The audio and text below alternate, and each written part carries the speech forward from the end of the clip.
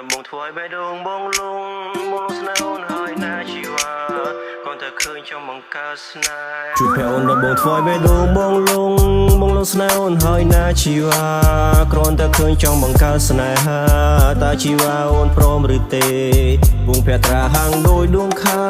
អូនសោយញញឹមស្រស់ស្រាយម្លេះទេបើមិនប្រកាន់ឲ្យរៀមបងសុំថែតើស្រីស្នេហ៍អូនគិនយ៉ាងណាមើលដួងនេត្រាចាំងត្រៀតត្រាដោយក្រំពេញចរណៃសុំនឹងម្ដងបងភ្លៀងភ្លន់ស្ទើរភ្លេងភ្លៀងស្មារតីអូនលោលើស្រីរៀមសុំស្នេហាសុំអូនមេត្តាកុំឲ្យបងខូនចិនបើសិនជាប៉ាំងដេសែនមិនចាំដល់ស្អែកបងនឹងស្លាប់អីលើបងដឹងថាអូនសាចិនបងទេព្រោះកែវភ្នែកបានបញ្ជាំងក្តីស្នេហ៍គឺជាបងដែលរូបអូនប្រាថ្នា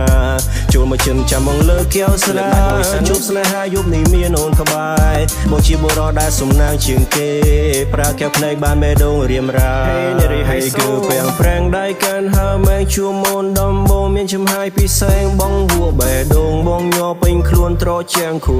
ដល់លេខ0បងឃើញដៃជើងអូនស្រលូនមកចាំកាន់កែវស្រែមិនត្រូវឡើយអោណានារីហើយសូអើយខួរក្បាលបងលែងដំណើរការបងនឹងស្រីបងនឹងតែអូនមួយនៅក្នុងលោកីគ្មាននរណាឡដូមិនមានបំណងនឹងក្បន់កេងកែខូនខើក្តីស្នេហ៍ចោលត្រានត្រៃឡើយបើមានពេលនឹងអូនកាយ៉ាងនឹងច្បាស់ជាស្រីខឹងប្រហែលបងត្រូវដៃសងខាងបងលងស្នេហ៍អូនហើយណាជីវ៉ាគ្រាន់តែឃើញចង់បង្កើតស្នេហាតើជីវ៉ាអូនព្រមឬទេវងភត្រាហាងដោយដួងខែ